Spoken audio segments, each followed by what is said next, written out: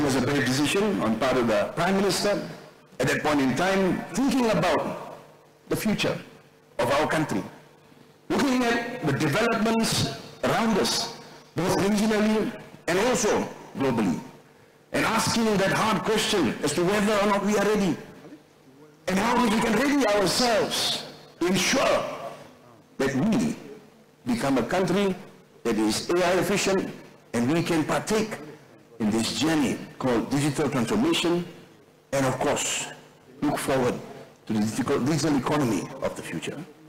The numbers speak for themselves. If we look at the potential, the economic potential that McKinsey says ASEAN alone will have moving towards 2030 with new technology, it is estimated the digital economy will unlock an economic potential of almost $2 trillion moving towards 2030. And this just in ASEAN. We have to ask ourselves, are we able to take part in this incredible journey ahead of us? Are we able to ready our people so that they too can look forward to how it is they can benefit from this new economy? When we think about it, we realize that it is not an option. It is a necessity. Because if we do not prepare ourselves, if we are not capable of moving forward with the times, then we get left behind. Our friends around us move ahead, and that would be a divide that we, in future, may not be able to correct. So the future is now. We must take steps to ensure that we ready our country and its people for the challenges of the digital world ahead. Now, when we speak about digitalization, we speak about key pillars that need focus. The first, infrastructure. And then we have to look at security. And the third, talent. And let me, Prime Minister, explain why it is I have listed them in that order. First, in order for us to encourage innovation, to attract investment, to also build confidence in the rest of the world that we are on par with what is required in terms of thinking ahead, we must ensure that Malaysia is adequately connected. This journey did not just begin in 2023 for me. And my Prime Minister, in 2018 when I was Minister of Communications, Multimedia, we launched the NFCP initiative. At that point in time, we were looking at 4G, moving towards 5G. The question was, how do we ensure that we can scale it so that every Malaysian, no matter who you are, no matter where you are, notwithstanding the circumstances you found yourself in, whether you were in the city or whether you were in the rural outskirts of Malaysia, you still had access to connectivity. There was a need for us to take that bold step, to tell the telcos, for example, that we needed to scale. Yes, we looked at how the world was developing fast. The question is whether we could bring Malaysians to a global stage. And of course, with 30 million people, that posed a huge problem. But we could do the reverse. We could bring the world to each and every Malaysian if we provided them with the power of connectivity and a smart device in their hands. So as government, there was a responsibility on our part to ensure that we got the telcos to work with us, to reduce the prices of connectivity, internet. Increased speeds, quality was key. At that point of time, there were discussions, fierce discussions with the telcos, because they looked at it as an initiative that would benefit their commercial viability. But to me, it was about scale. Economics of scale will tell you that if more people use your products, then you have more to gain from it. And that's how it unfolded. We launched the double the speed, half the price, Prime Minister. That initiative saw a huge increase in uptake. Today we have 98% connectivity of 4G, 82% of 5G, almost 8 million households connected. And we're looking to see how it is we can connect with these businesses so that they too can be empowered to take part in this incredible journey we foresee ahead of us. But Mr. Prime Minister, it is just not about connectivity alone. Infrastructure today moves beyond that. Infrastructure today means that we have to look at next generation technology. We have to understand the impact of AI. We have to understand the impact of generative AI. And in all of this, we have to understand the huge impact of data on our daily lives moving ahead. This is the reason why, when the Ministry of Digital was set up, we took it upon ourselves to engage with industry. Many of you are here today, and I must thank you for giving me your open and frank views as to what it is we need to do. Yes, criticisms going forward. I think reasonable criticisms. The general thinking was that we needed to make sure that we had the infrastructure that would encourage, inspire Malaysians to come on board this journey ahead. This is the reason why the Prime Minister, who has taken initiative to move around the world, to look at what's happening around the world globally, Prime Minister comes up with very clear policies. He understands what needs to be done. And I'll tell you this, in 2018, I had the occasion of attending an event with the Prime Minister in Astro. I remember that was a live event in Malaysia. The Prime Minister came on stage, of course, me being a new minister at that point in time. He asked me whether I was ready. And I said to him, we're never sure. We have to get on stage and just do it. And that was a very important occasion, which still today reminds me of how far ahead Datuk Seri Ibrahim had his sights in terms of technology. And we see today, the industrious men traveling the world, understanding what countries across the globe have done to empower their people so that they can become leaders in technology. We too in Malaysia have that vision. Policy is required so that we can build ecosystems upon which technology develops in our country. Were we ready? We were to a certain extent, but there was so much more to be done. In his first year in office, the Prime Minister outlined policies that would encourage investments by global giants here in Malaysia. The NIMP, the NETR, and today we have with us Tengku Zafrul, MITEC Minister. We must also congratulate him because he too has a large role to play in these policies. What do these policies do? They provide clarity which attract investments. And so after that, in February this year, in a trip to San Jose, certain arrangements made with NVIDIA, we came back to Malaysia and we found that there was a lot of interest generated by global players, the Microsoft, the AWS, Oracle, Google. They decided that Malaysia is a destination of investment of theirs in this region. Big sums of money put here in Malaysia. So we have to ask ourselves, having attracted that kind of interest, having spoken about what we see as a vision ahead, chairing ASEAN next year, what next? Ladies and gentlemen, everyone in this room here understands that AI will change everything.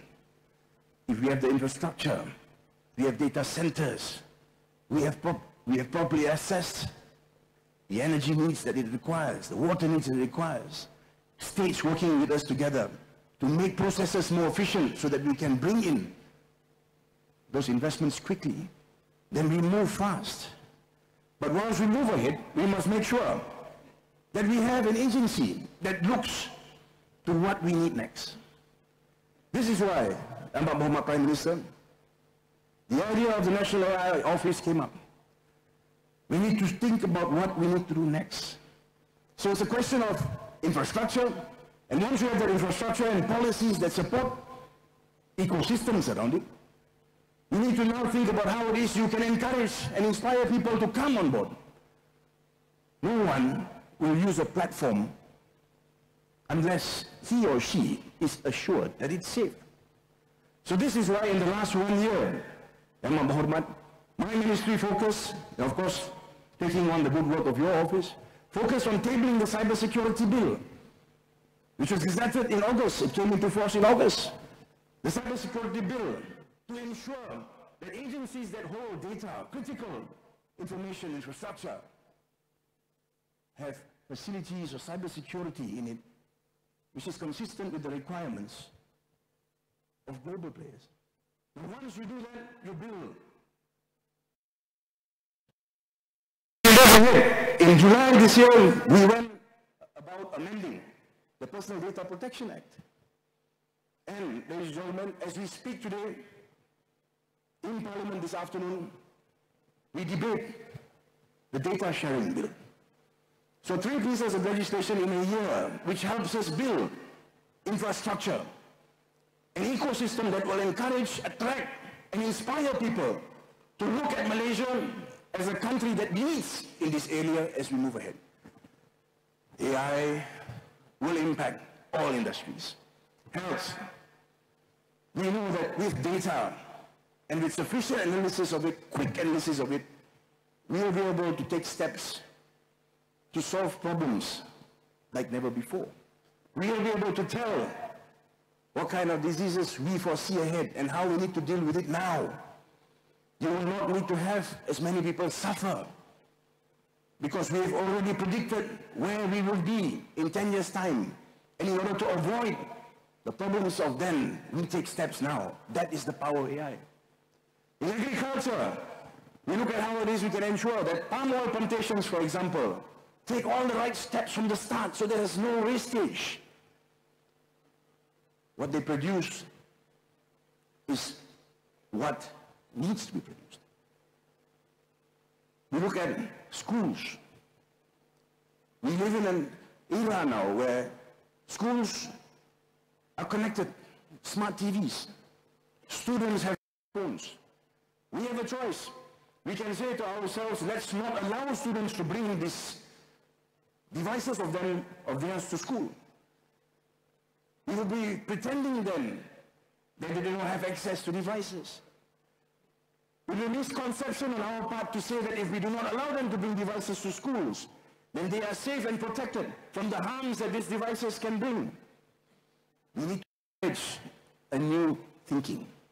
How do we be open with the students? How do we tell them that it's okay for you to have a smart device, but you need to know how to use it responsibly. You need to understand how powerful it is. You need to be able to use it to improve your life, to build around you, and to subsequently contribute to the nation. There is a need for us to shift the way we think. Government services. The Prime Minister has given me a task to digitalize the entire government. It will take time, but we are certainly moving along. The starting up of GovTech, ladies and gentlemen, hugely reliant on AI. So we come back to what it is I said before. The conversations need to start somewhere. We build infrastructure. We assure you that this infrastructure is secure. We ask you to come on board. We ask you to invest in our country. We give you this promise of us being leaders in technology moving ahead. All that will not materialize unless there is sufficient talent among our people and interest that develops in them so that they adopt technology. They themselves are brave enough to take steps to test what new technology exists. We must start those conversations. We must understand where things are moving. We need to sit, have a team that discusses this with the academia, with the industry, businesses, government, all Malaysians and our friends in the region and globally. We need that unit to start telling us how it is we need to move ahead. Technology will develop fast. If we think we have seen chips that provide us immense compute power, yesterday I read about Google and the launch of Willow, a super chip that is much, much faster than what we have today. And it will keep changing as we go along. We need to prepare ourselves for the challenges ahead. This is why, Yang Muhammad Prime Minister, there is a need for us to set up this office. An office that looks into how it is we can bolster innovation. We want to regulate, but we want to make sure that the industry has that space for it to develop. We want to make sure that there is collaboration. Whilst we build an ASEAN that is strong, we want to make sure that we are also connected to the rest of the world. There is collaboration with every country. We We want to make sure that there is a governance structure involved, in place, whether it be by way of regulations. We may have to govern in terms of legislation, but we may also have to think about how it is we can set standards. The ISO, for example, you can't govern everything. There are sectors that will require legislation, but there will be sectors that do not require legislation. So this also is a conversation that must start. And ultimately, it really comes back to us building trust. People need to know that the government is on top of it. They are on top of things. They understand the benefits that technology brings, the risks that flow along at the same time, and how it is we as government need to balance it so that we can benefit from technology without sacrificing humanity. Ladies and gentlemen, it's a long conversation that will move ahead. And at the end of the day, I think it is for us to make it happen. I must thank the Prime Minister for entrusting me with the Ministry of Digital. It's been a long year, but from scratch, I would say. Some people describe it as a startup ministry. Well, it is a startup ministry. But a startup ministry that has the backing of Datuk Seri Ibrahim will always succeed. And I must say, there were times when it was very difficult, and I remember reaching out to him, and immediately, things were done. I must thank you, Prime Minister, for giving me that support.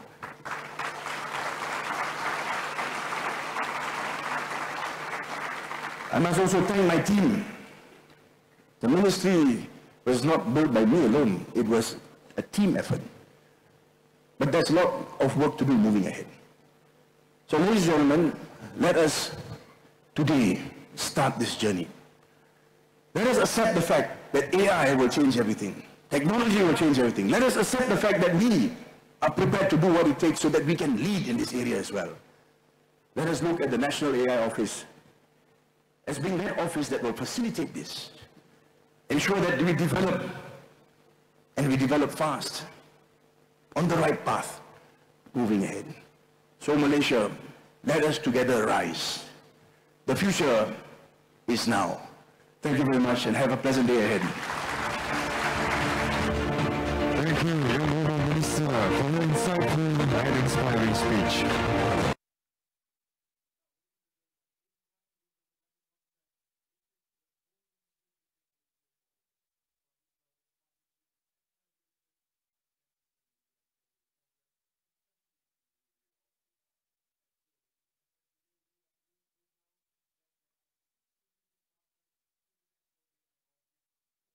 Their commitment and initiatives this morning. And so, let's welcome on stage our first strategic partner from Toshiba.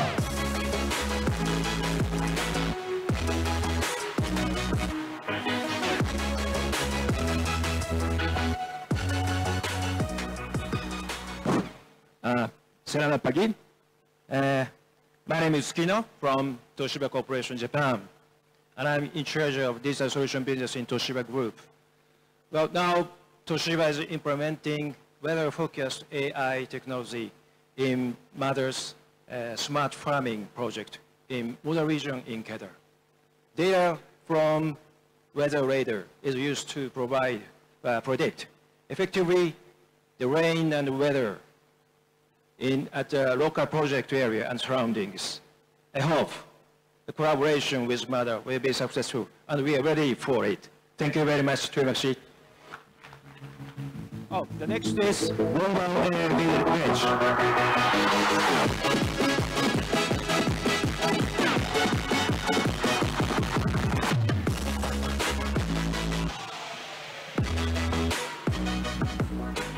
Assalamualaikum. This morning, I would like to introduce everyone to the Global AI Village, or GAIV in short, which has been launched by the Hive Global AI Fund in collaboration with 500 startups, 500 globals, Kylie The Global AI Village, or GAIV, will generate more than $50 million, 215 million ringgit of AI spending in Malaysia on advanced AI engineering that will cater to our Silicon Valley-based startups, as well as all the companies under the Hive Global Group of Funds companies, including the Hive Climate and the Hive Southeast Asia, which is based out of Kuala Lumpur. GIVE, the Global AI Village, will attract top talent from all over the world and will also produce more than 450 top tech leaders over the next 5 years. The Global AI Village, GIVE, will co-create and incubate companies working closely with the corporate sector in Malaysia and government in Malaysia to produce high-tech, high-impact digital apps in areas like cybersecurity, transport, healthcare, and agriculture. In short, the Global AI Village, GIVE, will be the AI talent and incubation partner to the National AI Office. Thank you. I'll introduce my next speaker from YTL.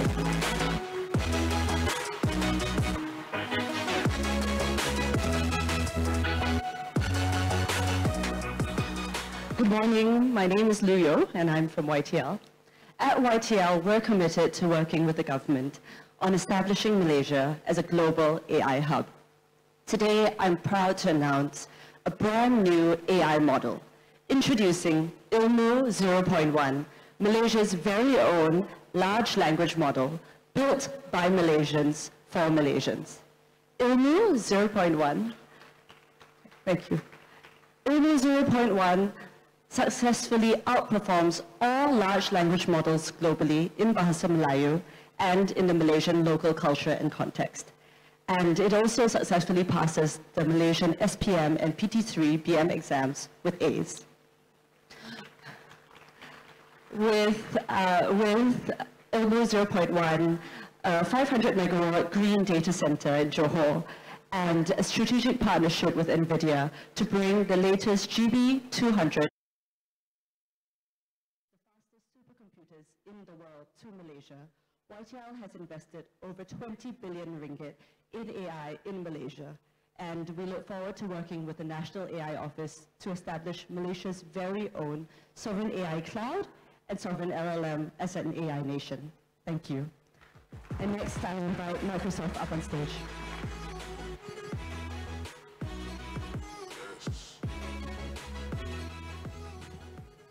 Good morning. My name is Lawrence. I'm MD for Microsoft Malaysia. Through the AI for Malaysia initiative, Microsoft will be equipping 800,000 Malaysians in AI skill by 2025. In addition, Microsoft will be investing USD 2.2 billion over the next 4 years in supporting Malaysia's digital transformation. Thank you very much.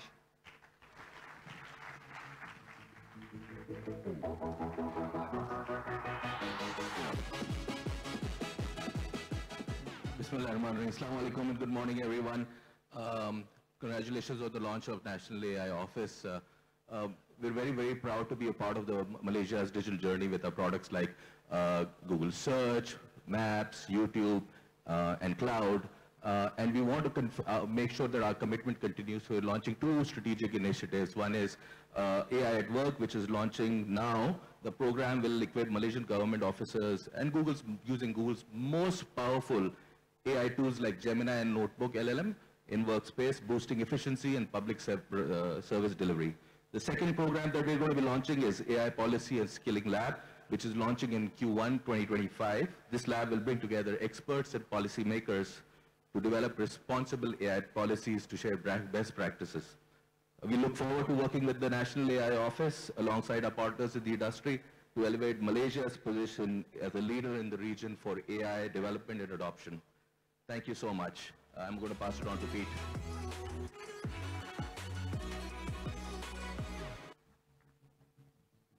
Good morning, and thank you so much for having us here today.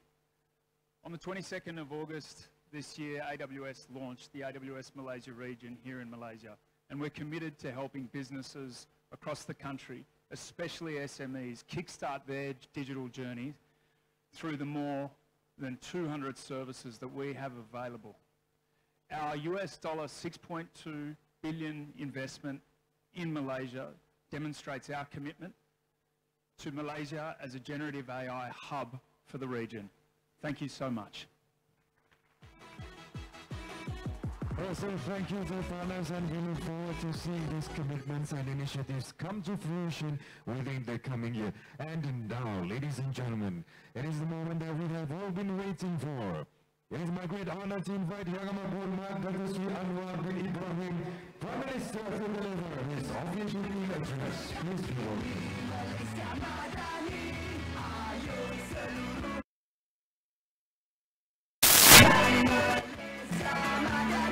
Assalamualaikum warahmatullahi wabarakatuh. Salam sejahtera. Alhamdulillah. Nahmaduhu wa nusalli ala rasulil karim. Saudara Geminsing dia, Menteri Digital, rakan-rakan Menteri, KSN, Seri, Azri, rakan-rakan dari kedutaan, duta-duta besar dan pesuruhjaya tinggi Malaysia, luar negara ke Malaysia, tetamu-tamu yang saya muliakan, termasuk anak-anak sekolah yang ramai ikut serta. Terima kasih.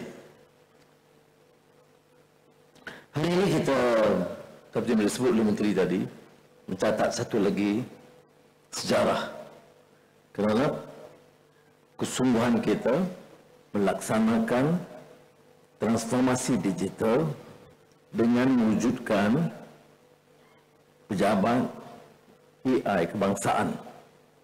NAIO ini sebagai satu ikhtiar yang mampu memacu Malaysia ke tahap kecerdasan buatan atau artificial intelligence, kerana ia melibatkan daya cipta inovasi. Dia melibatkan penglibatan keseluruhan yang inklusif, dan dia juga melibatkan soal nilai dan etika kerana ia berpangkalan di negara kita. Tadi kita lihat penyertaan syarikat-syarikat besar. Banyak juga dari Amerika Syarikat, syarikat besar yang diumumkan. Dan ini menunjukkan bahawa pendirian dagang kita dan sikap kita bersahabat dengan semua negara. Kita lihat banyak pernyataan yang besar dari Amerika Syarikat kerana masih mengetuai bidang penguasaan teknologi maklumat dan AI. Kita juga dapat penyertaan banyak dari Eropah, dari negara China dengan Huawei ZTE, selain pada yang disebut tadi. Ini menunjukkan bahawa sikap kita bagi negara yang bebas, jaring hubungan dengan semua negara, dan menekankan keperluan meningkatkan hubungan dagang melalui perjanjian perdagangan, FTA, dan beberapa hubungan perdagangan, perjanjian peringkat antarabangsa. Tetapi apa yang agak istimewa dan unik di sini adalah tunjang masa depan dunia, yaitu ekonomi digital. Tadi disebut tentang kekuatan di ASEAN. Saya masih ingat umpamanya di laporan yang dikaitkan dengan McKinsey Global Institute untuk dunia sebelum 2030, itu kekuatan ekonomi itu akan mencecah hampir 13 trilion dolar Amerika. Kalau kajian World Economic Forum dari segi peluang pekerjaan, itu mencecah hampir 100 juta pekerja baru di dunia hanya untuk 2025. Kemudian untuk negara kita, Zafrul lebih maklum, dia mungkin mencecah sehingga 23% daripada DNK negara. Jadi peralihan dari getah dan biji timah kepada kelapa sawit dan industri asas sekarang telah melonjak kepada bidang digital. Dan kita jangka dalam masa setahun ini, dari apa yang saya catat 23% lebih. Kalau tahap kelajuan dan kepantasan begini, dia mungkin melonjak sehingga 25.5%. Sebab itu kita wujudkan Kementerian Digital, satu cabaran bagi saudara Gobin dan seluruh keluarga di Kementerian Digital. Dan saya kalau lihat dengan ucapan dia, dia mengambil satu sikap dengan penuh perasaan dan passion. Dia mau jayakan program ini. Dan saudara harus tahu bahawa dalam usaha, dalam kerja ini, ya, yang dilakukan oleh menteri-menteri yang memimpin, dia mesti kerja dengan keyakinan. Dia kena kerja dengan kefahaman apa arti negara madani, ekonomi madani, dan lonjakan ke bidang digital dan AI. Dia harus bekerja dengan sepenuh sikap dan tanggungjawab yang disebut passion tadi. Dan ini saya rasa bangga kerana saya ada pasukan begitu rupa. Ya. Iaitu rakan-rakan pimpinan dalam kementerian yang bekerja sebagai satu tanggungjawab untuk bukan sekadar menyelamatkan bangsa dan negara, tapi mengangkat martabat mereka. Ya. Kita tengok, lihat bagaimana saudara Menteri dalam bidang pengangkutan. Terjah ke bawah, lihat bagaimana boleh kita baiki. Tapi ini tidak boleh dilakukan kalau kita laksanakan dalam bentuk kadar biasa. That is precisely the reason why we need this paradigm shift. Not only about material progress, but also to include what I term as passion for the job, the inculcation of values that also, of course, enshrined in our Malaysia Madani precepts, particularly the importance of sustainability, the importance of integrity, and equitable sharing of wealth. There's also always this concern about digital divide. We must address these issues between the urban elites and the urban poor, the rural folks and the deep rural heartland. And this is, of course, reflected in our Malaysia Digital Economy Blueprint. Kerangka digital yang dikaitkan dengan dasar negara ini bertujuan memperbaiki sesuatu yang besar yang belum terfikir atau terancang dan terjangka sebelum ini. 20 tahun lalu atau 30 tahun lalu, tatkala saya mengepalai Kementerian Keuangan, hal-hal ini hanya dianggap suatu permulaan. Tetapi ia telah menjadi suatu kemestian. Ini yang dikatakan pemberdayaan.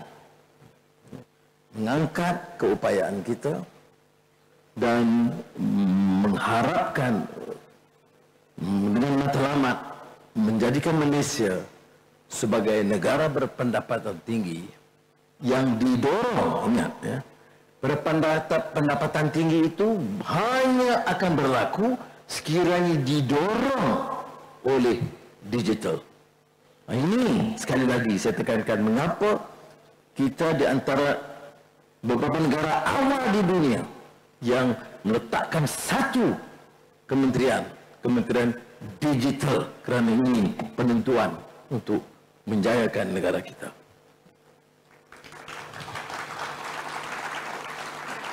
Tetapi pemberdayaan ini harus bermula dengan peningkatan literasi digital. Yang saya sebut dulu, bila kita luncurkan, saya katakan kecelekan digital. Dulu kita katakan kecelekan dari segi pendidikan asas. Kemudian kita rasa sekarang ini literasi atau digital literacy atau kecelekan digital itu sudah menjadi satu kemestian. Dari sekolah rendah hingga ke universiti. Bagi pegawai-pengurus, sebab itu kita juga minta supaya kita melangkau ya, dari batas-batas peraturan birokrasi yang ada. Dan saya ucap terima kasih kepada KSN yang mengepalai ya, pasukan untuk membawa perubahan ini. Ya. Kita tidak boleh wujudkan dan jayakan Kementerian Digital dan MITEC dalam keadaan sekarang. Malah Kementerian Pengangkutan. Kalau kita terikat dengan kefahaman dan pendekatan pentadbiran yang lama. Kerana ia satu transformasi, satu revolusi dari segi kaedah kerjanya. Ini memerlukan pimpinan penjawat awam dan sektor swasta yang harus berganding bahu. Sebab itu saya bila dengar umpamanya perbincangan dengan Microsoft, Google, AWS, tiap kali mereka datang, kita ambil kesempatan mendengar pandangan mereka, mendapat pandangan bagaimana kita harus bawa perubahan yang boleh dilakukan oleh jemaah menteri, oleh penjawat awam dan oleh negara keseluruhannya. Bila kita buat pimpinan Nvidia dan YTL umpamanya, bila bicarakan satu projek raksasa yang baru yang akan menentukan tahap Malaysia itu terangkat keupayaannya, tentunya kita terima kenyataan bahawa cara dan kaedah menjalankan kerja yang lama harus melakukan apa yang disebut peralihan atau anjakan paradigma. Dalam majlis-majlis terdahulu di depan penjawat awam, saya selalu sebut, semua orang bicara soal paradigm shift. Thomas Kuhn yang mulakan idea ini.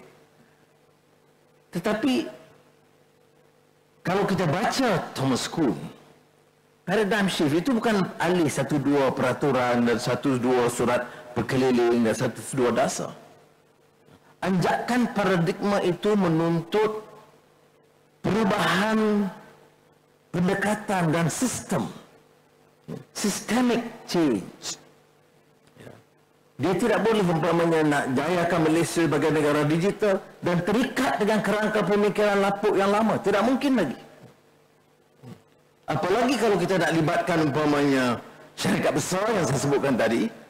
Tapi syarikat besar itu tidak akan membawa kebaikan kepada negara kalau dia tak selaraskan dengan penjawat awam, selaraskan dengan SMEs atau PMKS yang juga harus digalakkan supaya memberikan dan menerapkan penyelesaian inovasi yang menuntut mereka membuat perubahan. Anjakan ini juga akan dengan pasti. Pertama, kefahaman. Saya sangat bimbang hari ini dan rakan-rakan menteri tahu saya kadang-kadang kurang sabar. Sebab itu bila dalam isu yang terbaru My Digital ID, saya sergah termasuk Kementerian Digital kerana mereka harus bantu menyelaraskan umpamanya. Tapi sudah harus faham kerana kalau kita tidak lakukan anjakan dengan kepantasan yang luar biasa, kita akan tewas. Cita-cita kita akan hanya menjadi cita-cita di alam maya. Sebab itu, membina ekosistem digital yang kukuh itu satu kemestian. Dan ekosistem yang digital yang kukuh itu termasuk apa yang disebut AI Office. Kerana harus bantu menyelaraskan, memikir, merencana, menyelidik, menyelaras dan membantu melaksana. My Digital ID dalam rangka mendapatkan penyertaan setiap rakyat dalam suatu prakasa baru. Dan syarikat-syarikat, termasuk syarikat telekom, yang kadang-kadang juga, walaupun telekom ini industri baru, mencabar, new teknologi, tapi kadang-kadang yang mengurusnya, pemikirnya itu lapuk lama. Jadi terpaksa kita asap. Dan kita beri umpamanya penentuan. Semua syarikat mahu untung, betul. Dan kita sebagai negara harus menggalakkan syarikat beruntung. Tapi dia tidak berfikir kerangka yang terbatas, kerangka lama, yang lapuk. Dia beruntung dengan melebarkan, memperluaskan kegiatan supaya keuntungan itu tidak hanya terikat kepada jumlah yang terbatas, tetapi yang lebih komprehensif. Dan ini ada juga disinggung tadi dalam ucapan Saudara Kobin. Jadi saudara, inilah yang kita nak tekankan dalam menetapkan suatu AI office ini, kerana ada isu-isu lain. Saya sebut tadi kecelekan literasi yang sangat mendesak. Ini saya sangat bimbang. Ya.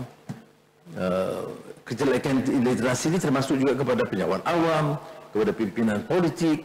Kadang-kadang sudah bayangkan di syurat jemaah menteri itu, saya kadang minta supaya setengah jam, 1 jam hanya menerangkan hal-hal yang demikian. Kerana perkara itu berubah cepat. Dia bukan saja teknologi baru, tapi dia mencecah semua kementerian. Ya, tadi disebut kesihatan, pendidikan.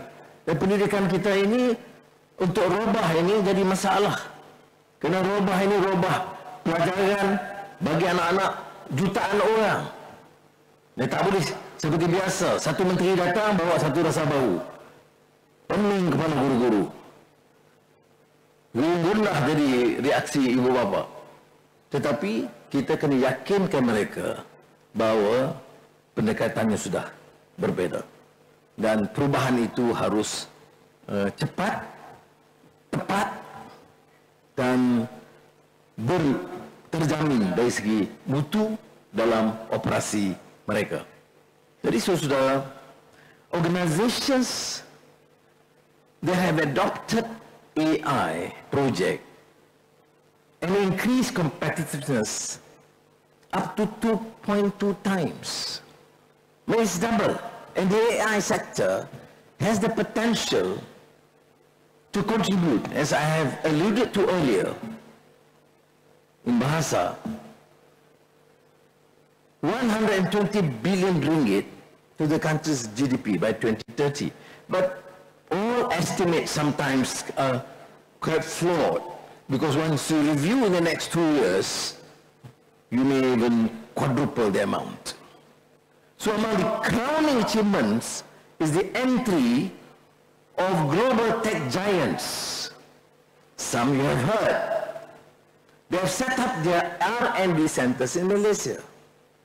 And of course, I take this opportunity to thank and express my appreciation to them, their governments for support, the embassies. They have taken the trouble to give them the additional confidence. Now, dengan adanya NAIO bekerjasama bukan sahaja dengan satu kementerian, tetapi dengan MITEC, dengan Kementerian Pengangkutan, Kesihatan, Pendidikan, ya. Dan juga dari segi talent tadi yang disebut oleh Menteri, dengan Kementerian Pendidikan Tinggi dan Kementerian Sumber Manusia, untuk memastikan bahawa penggunaan AI tidak juga menyebabkan kehilangan pekerjaan. Saya sebut tadi digital divide itu satu masalah, concern. Keduanya kebimbangan tentang kehilangan pekerjaan yang saya tidak sangat bimbang, sebab kalau kita fikir bila ada industrial revolution peringkat awal, semua orang bimbang, akhirnya orang terima. Kemudian penggunaan IT, orang bimbang, tapi kita boleh mampu. The ingenuity, mana keupayaan pemikiran untuk menyelesaikan masalah ini. Tetapi latihan itu sangat perlu dan mendesak. Dan yang ketiga terkait ialah soal nilai. Saya ingat saya bincang dengan Jensen daripada Nvidia bersama YTL hari itu, dan Microsoft, Google, AWS. Saya ke China, jumpa Huawei dan baru ni ZTE. Semua saya tekankan bagaimana dengan jati diri kita, keyakinan kita, nilai kita, keluarga kita. Itu jawapannya semua standard. Sebab itu kita harus latih keupayaan anak-anak tempatan untuk memberikan perisian supaya yang dimuntahkan, dilontarkan oleh AI itu adalah yang dimasukkan oleh kita. Bukan hanya dimasukkan oleh pandangan barat atau timur atau sistem lain. Dimasukkan semuanya dari dunia, tetapi ada yang khusus dari kita. Ini penting seperti mana latihan main-main. Ya, yang sekarang ini dimula melatih dan kita harap 50,000 orang dapat dilatih menjelang 2025 dalam bidang kemahiran dan AI, pengaturcaraan dan analisis data. Saya tambah soal pemumpukan nilai. Apa yang penting dalam negara kita dalam madani ini ialah soal identiti, soal nilai, soal moral, soal etika. Kerana kita bicara soal manusia, kita tidak bicara soal mesin. Ya. Kita tidak hanya bicara AI dari segi mesin, kita bicara soal manusia. Nilai manusiawi itu hanya mampu dipupuk melalui kefahaman, melalui agama, budaya dan sikap hormat menghormati. Malaysia ini negara pelbagai kaum, pelbagai agama. Kalau tidak ditekankan nilai dan etika, dia mampu memecah belahkan. Sebab itu, kod etika dan tadbir urus AI, AIGE yang dilancarkan, menekankan prinsip-prinsip ini juga. Ya, bahawa kod ini melibatkan kebebasan, ketelusan, keadilan, mendakap keseluruhannya, inklusif dalam pembangunan dan penggunaan AI.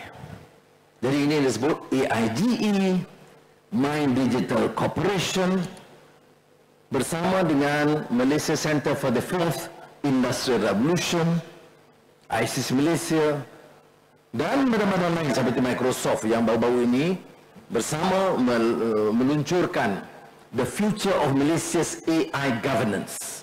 Ini saya rasa bacaan wajib bagi menteri-menteri dan pengurusan dalam bidang AI dalam negara kita.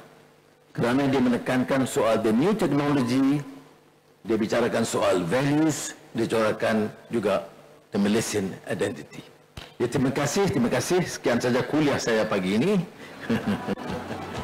Wassalamualaikum warahmatullahi wabarakatuh. Thank you, Honorable Minister. I can request that you remain on stage as I invite Yang Berhormat Tuan Guru Sinjo to come up on stage to accompany Yang Berhormat Prime Minister for the officiating.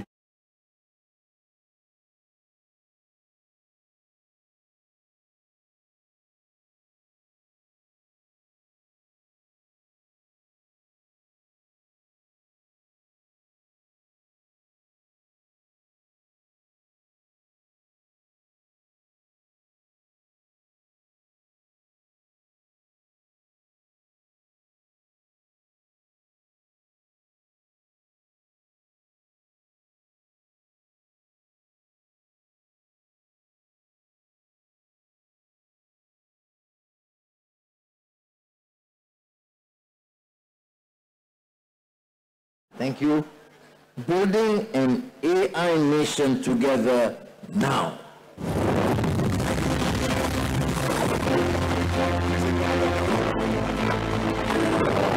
AI ini sebenarnya teknologi baru, ada satu bidang yang mesti dikuasai sekarang.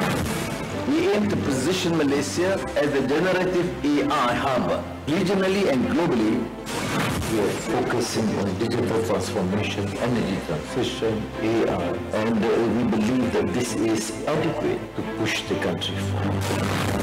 Malaysia is a competitive player in the global AI landscape. The government is establishing the National Artificial Intelligence Office.